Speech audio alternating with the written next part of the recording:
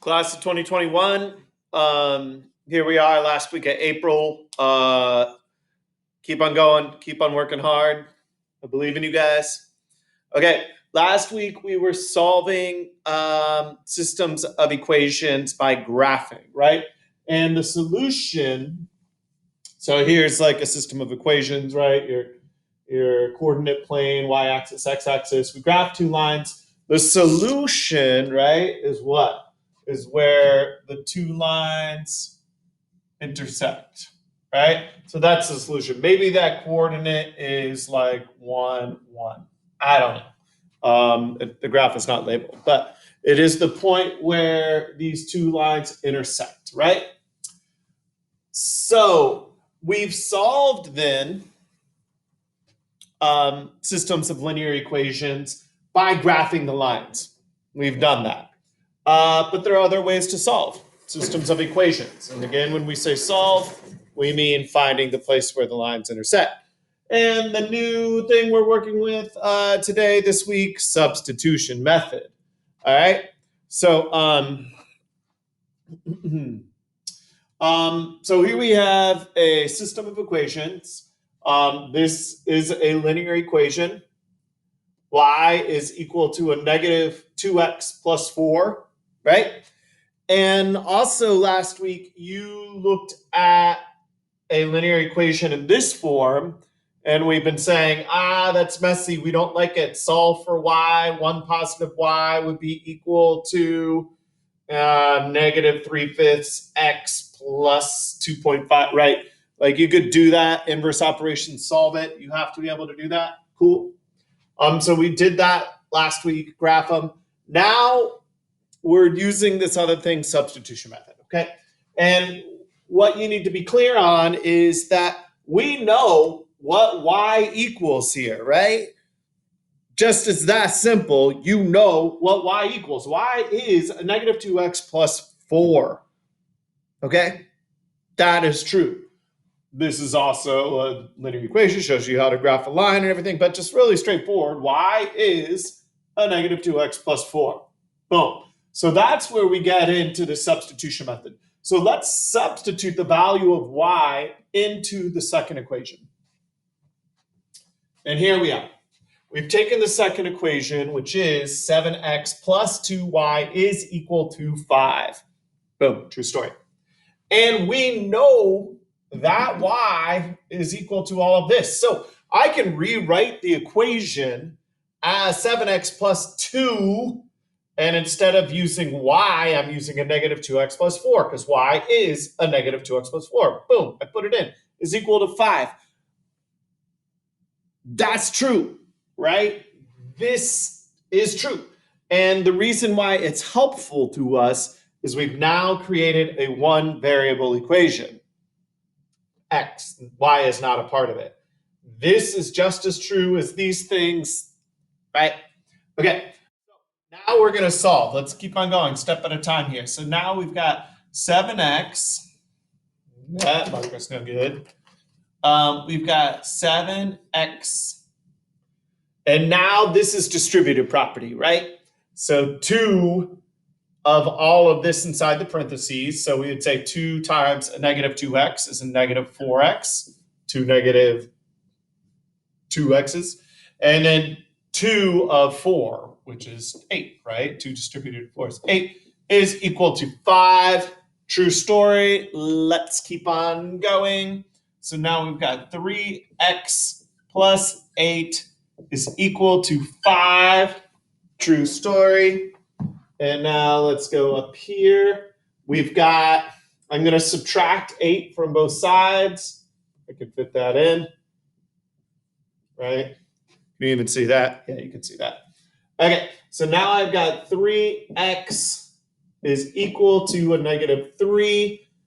Inverse operation says divide both sides by 3 to get 1 positive x, which is equal to a negative 1.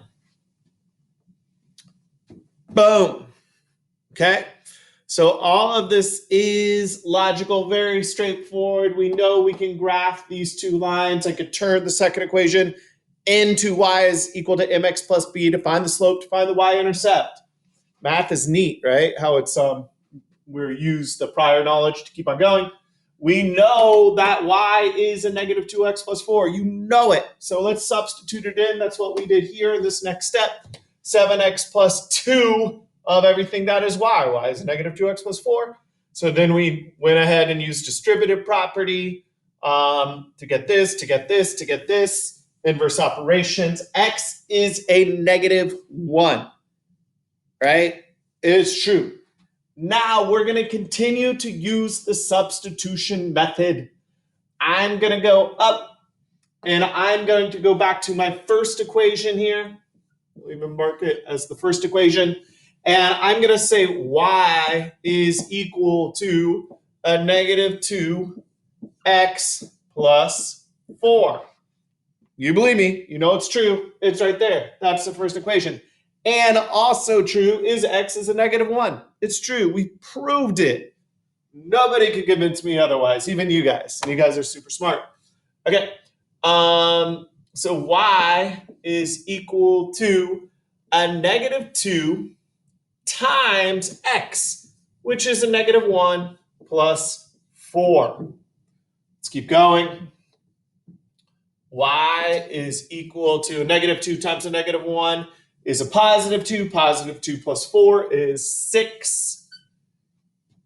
Right? So y is 6. X is a negative 1.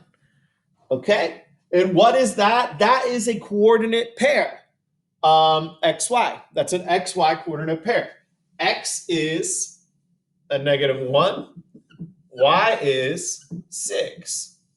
That is the solution to this system of equations. And when we say solution, what we mean is that if we were to graph these two lines on a coordinate plane, they would cross at the coordinate x is a negative 1, y is 6. It's a true story. All right. That's a lot, but it's what we're working on this week. We might mess with another method as well, but this is our big one. Substitution method.